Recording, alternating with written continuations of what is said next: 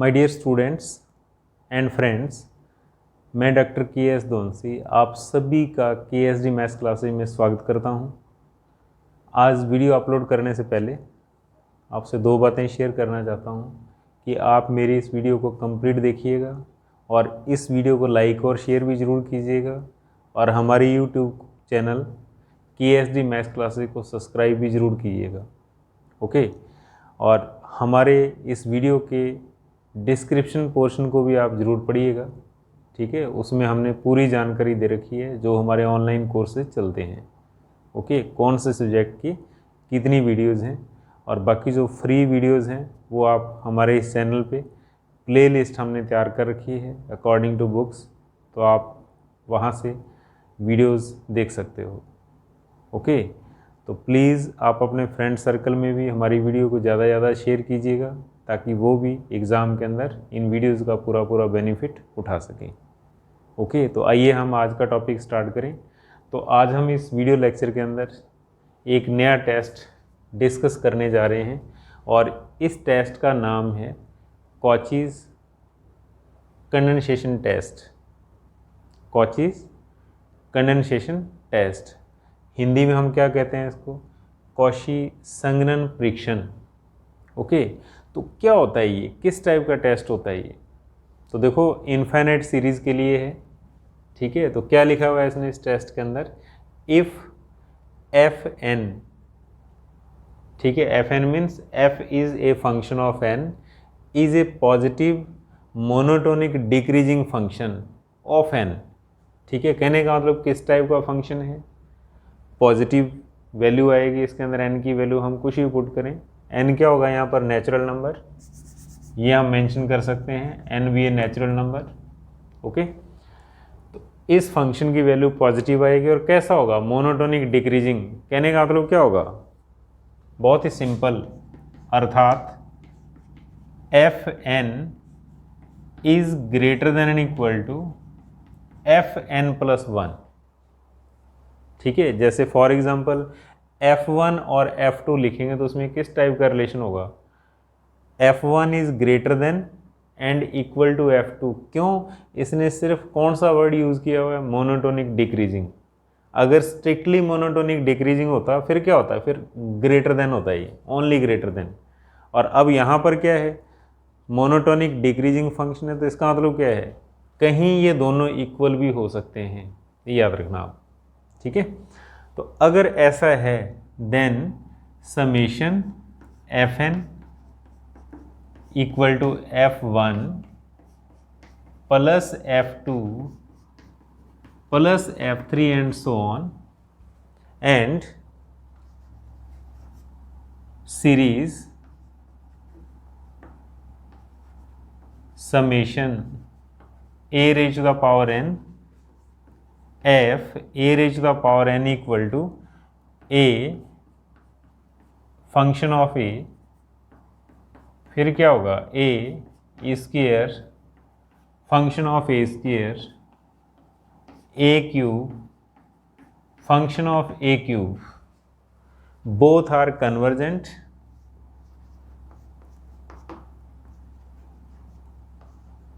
both are convergent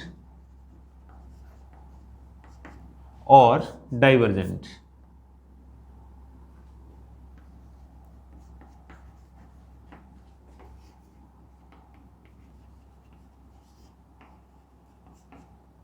ठीक है, if a belongs to n and a is greater than 1, यदि a एक positive integer हो, positive integer का मतलब नेचुरल नंबर, किस टाइप का नेचुरल नंबर, ग्रेटर देन 1। ठीक है, तो कहने का मतलब क्या होगा, आप दोबारा सुनिए आप, एफ एन क्या है, positive monotonic decreasing function of N. कहने का मतलब पॉजिटिव टर्म की सीरीज होगी हमारे पास, लेकिन किस टाइप का रिलेशन होगा एफ एन और एफ एन प्लस वन के अंदर, F N is greater than equal to F N plus one. क्यों, मोनोटोनिक डिक्रीजिंग लिखा हुआ है, स्ट्रिक्टली मोनोटोनिक डिक्रीजिंग नहीं लिखा हुआ। स्ट्रिक्टली के अंदर क्या होता है, क्लियर कट बड़ा होता है ये, और अब only monotonic decreasing means fn और fn+1 कहीं इक्वल भी हो सकते हैं। ओके, तो मेन आप ये देखिए, देन अगर ऐसा है then summation fn equal to f1 plus f2 plus f3 and so on, and the series summation an fan equal to afa plus a square function of fa square plus a cube function of a cube and so on, both are convergent और divergent. दोनों या तो convergent होंगी या दोनों divergent होंगी। If a be a positive integer, that is a is natural number, क्योंकि positive integer कौन होते हैं? Natural number. और ए इज ग्रेटर देन 1, ए का मान 1 से बड़ा होना चाहिए। अगर ऐसा होगा तो दोनों सीरीज एक जैसी होंगी। ओके, तो प्लीज़ बड़े ध्यान से सुनिएगा आप। अब हम इसके बाद इस पर एक एग्जाम्पल पढ़ेंगे। ओके, ताकि ये टेस्ट हमें अच्छे तरीके से समझा जाए। ओके, तो एग्जाम्पल देखिए आप। हाँ, तो प्लीज़ एग्जाम्पल देखिए आप। क्या करें इसके अंदर? Show that the following series is convergent if p greater than 1। Given series convergent होगी, अभी सारी होगी अगर p का मान क्या होगा? 1 से बड़ा।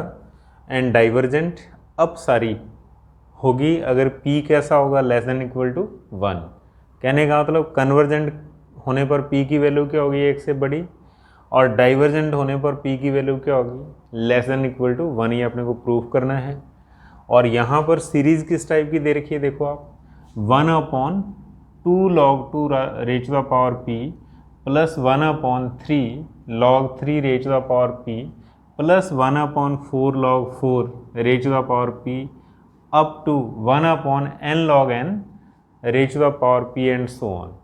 ओके, तो देखो जब हम इसका सॉल्यूशन लिखेंगे तो क्या करेंगे? सबसे पहले सॉल्यूशन, ठीक है, और इसको हम सपोज कर लेंगे let summation f of n। ठीक है, हम इसको ऐसा सपोज कर लेंगे। तो अब देखो इस सीरीज़ को अगर हम ऑब्जर्व करें तो इसमें उसने n की टर्म दे रखी है ऑलरेडी। तो कहने का मतलब क्या है? fn गिवन है, तो लिखो आप then fn function of n equal to 1/n log n raise to the power p। ठीक है, और देखो अंडरस्टूड है यहाँ पर n क्या होगा? Greater than 1। क्यों? log 1 0 होता है, n क्या होता है? नेचुरल नंबर यहाँ पर, तो n इज ग्रेटर देन 1।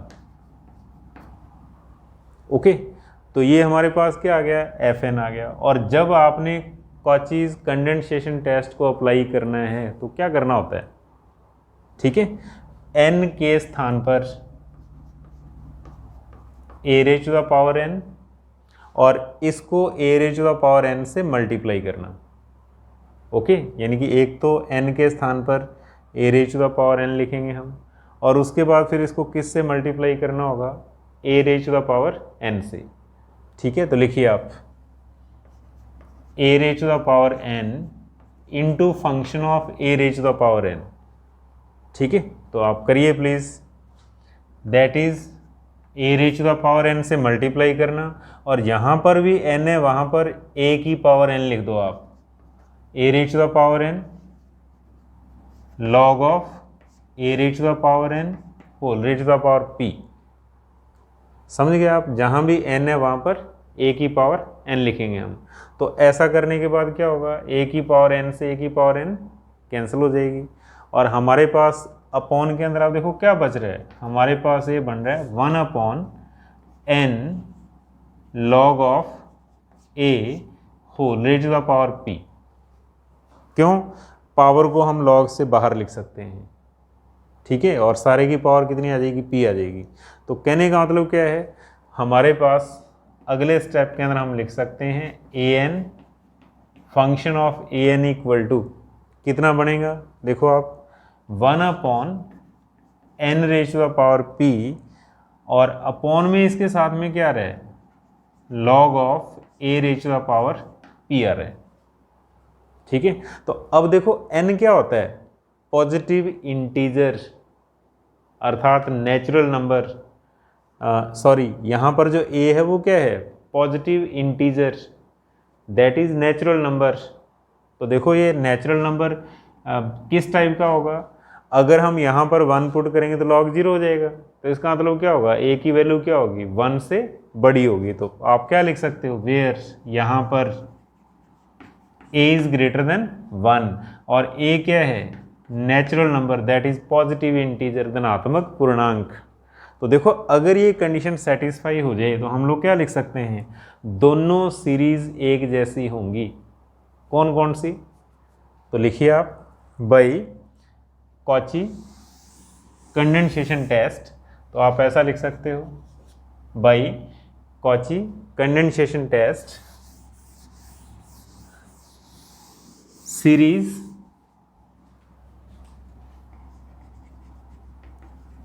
कौन कौन सी series, summation F of N and summation A raise to the power N function of a raised to the power n, both are same,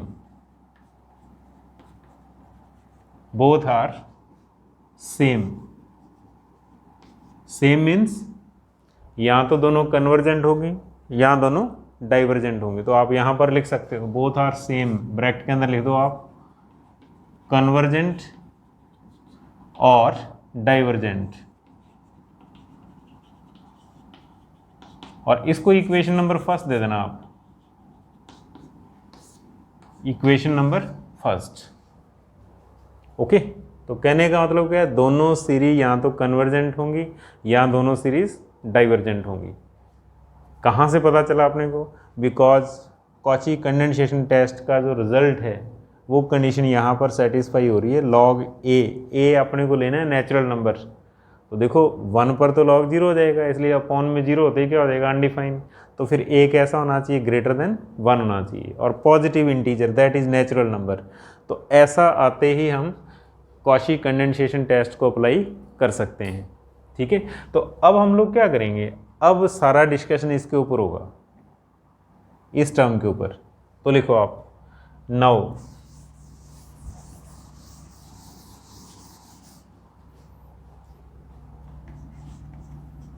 now a raised to the power n function of a raised to the power n equal to 1 upon n raised to the power p log of a raised to the power p।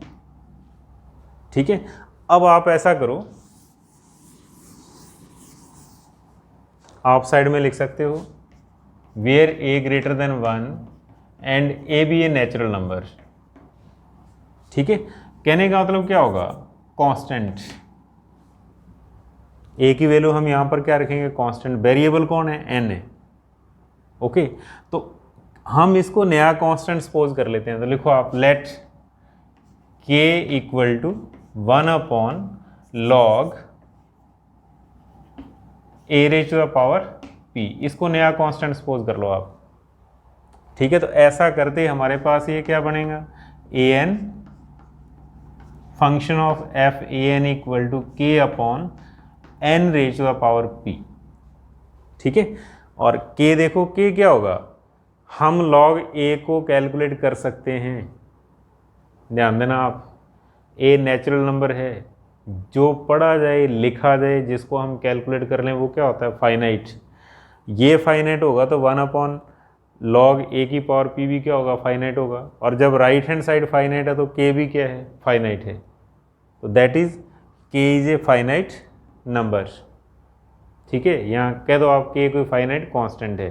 तो अब finite constant का मतलब क्या होगा, अगर series convergent है तो उसको फाइनाइट से मल्टीप्लाई करने के बाद वो कन्वर्जेंट ही रहेगी, और अगर सीरीज डाइवर्जेंट है तो उसको फाइनाइट से मल्टीप्लाई करने के बाद आंसर क्या आएगा, डाइवर्जेंट ही आएगा, कोई फर्क नहीं पड़ेगा के का। ठीक है, तो फिर हम लोग क्या करते हैं, फिर हम लोग यहाँ पर मेन आइए आप, नाउ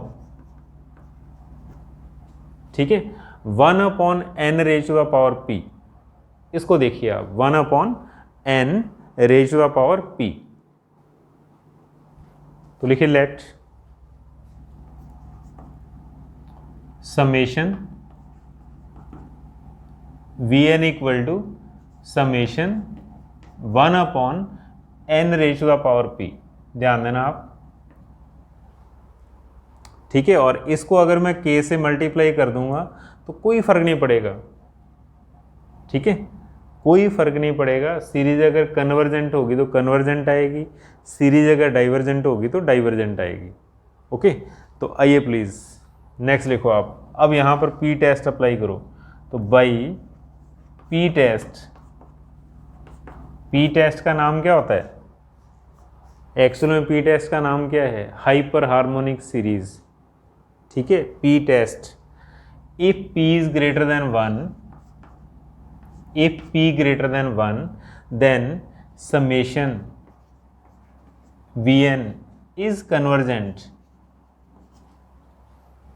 ठीक है। p टेस्ट जब हम अप्लाई करते हैं, देखो आप, अगर p की वैल्यू 1 से बड़ी होती है तो ये सीरीज क्या होती है? कन्वर्जेंट। और मैंने अभी क्या कहा था? कन्वर्जेंट को अगर हम कांस्टेंट से मल्टीप्लाई करेंगे, अगर हम इसको k से मल्टीप्लाई कर देंगे तो क्या होगा? k into summation v n, ये भी क्या होगी? Convergent, is convergent. और अगले स्टेप के अंदर ध्यान दो आप, हम k को अंदर लिख सकते हैं, कोई फर्क नहीं पड़ता। जैसे समेशन 2x लिखो या 2 इंटू समेशन x लिखो, कोई फर्क नहीं पड़ता, दोनों की वैल्यू क्या आती है? सेम आती है।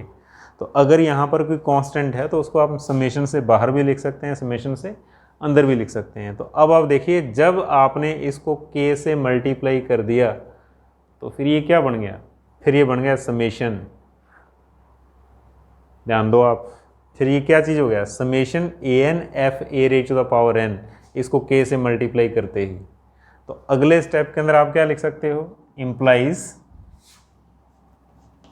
Implies summation a⁻n f(a⁻n) is convergent. क्यों? इसको k से मल्टीप्लाई करते ये बनेगा, ठीक है। देखिए आप इसके ऊपर समेशन अप्लाई करो, summation an f(an) equal to क्या आएगा? समेशन k/n⁻p, यानी कि ये चीज़ तैयार हो जाएगी इसको k से मल्टीप्लाई करने के बाद, ठीक है। तो ये कन्वर्जेंट हो गया। ओके, अब इसके बाद आइए आप, if p is less than equal to 1, if p is less than equal to 1, फिर क्या हो जाएगा? फिर ये डाइवर्जेंट हो जाएगी, फिर ये क्या हो जाएगी? डाइवर्जेंट। क्यों? ये डाइवर्जेंट बनेगी, ये डाइवर्जेंट बनेगी, ये डाइवर्जेंट बनेगी, ये भी डाइवर्जेंट होगी। तो मैं डायरेक्ट लिख रहा हूँ, then summation an function of an is divergent, ठीक है। तो अब आइए आप इसको नंबर दे दो सेकंड, इक्वेशन नंबर 2। एक बार फिर देखिए आप, देखो इसको मैंने कांस्टेंट सपोज कर लिया, लॉग ए कांस्टेंट होगा तो इसकी पावर p भी क्या होगी? कांस्टेंट। 1/कांस्टेंट को मैंने k लिख दिया, कांस्टेंट k/n⁻p। और अब इसको मैंने vn सपोज कर लिया 1/n की पावर p को। क्यों? इसके ऊपर p टेस्ट अप्लाई हो रहा है। अगर p का मान 1 से बड़ा होगा तो ये सीरीज कन्वर्जेंट। कन्वर्जेंट को अगर हम k से मल्टीप्लाई करेंगे, एक फाइनाइट कांस्टेंट से मल्टीप्लाई करेंगे, आंसर क्या आएगा? कन्वर्जेंट ही आएगा। तो सबसे पहले कन्वर्जेंट का मीनिंग समझो आप। कन्वर्जेंट क्या होता है? सीरीज का जोड़ करें, फाइनाइट आएगा, और उस फाइनाइट को अगर हम फाइनाइट से मल्टीप्लाई कर देंगे तो क्या आएगा? फाइनाइट। तो कहने वालों k से मल्टीप्लाई करने के बाद भी कन्वर्जेंट। इस k को अंदर लिख सकते हैं हम, ये भी कन्वर्जेंट। और k को अंदर लिखते ही क्या बनेगा? ये बनेगा, that is summation f(a⁻n) function of f(an) is convergent. और अगर p 1 या 1 से छोटा है तो फिर p टेस्ट का रिजल्ट क्या होता है? डाइवर्जेंट। तो हमारे पास रिजल्ट आ जाएगा summation an f(an) is divergent. इसको इक्वेशन नंबर 2 दे दो। और अब by first and second, first के अंदर क्या लिखा हुआ है? दोनों एक जैसी होंगी, बोथ आर कन्वर्जेंट और डाइवर्जेंट। और सेकंड के अंदर हमारे पास रिजल्ट आ गया कि ये सीरीज कैसी है, कन्वर्जेंट और डाइवर्जेंट। तो लिखिए आप by first and second,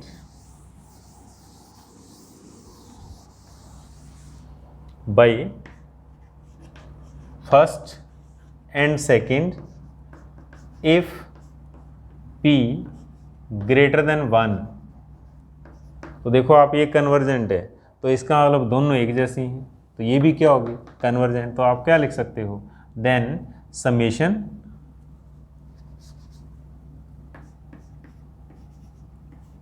Fn is convergent. और if P is less than equal to 1, तो इस केस के अंदर हम क्या लिख सकते हैं, ये डाइवर्जेंट है तो ये भी क्या होगी, डाइवर्जेंट होगी। Summation function of n is divergent. और यही अपने को प्रूफ करना था, यही इसका आंसर है। ठीक है, P ग्रेटर देन 1 पर गिवन सीरीज कन्वर्जेंट और P less than equal to 1 पर गिवन सीरीज डाइवर्जेंट। तो प्लीज़ बड़े ही ध्यान से सुनिएगा आप, ओके। मुश्किल नहीं है, बस ध्यान से सुनना होता है और समझना होता है। Okay, thank you.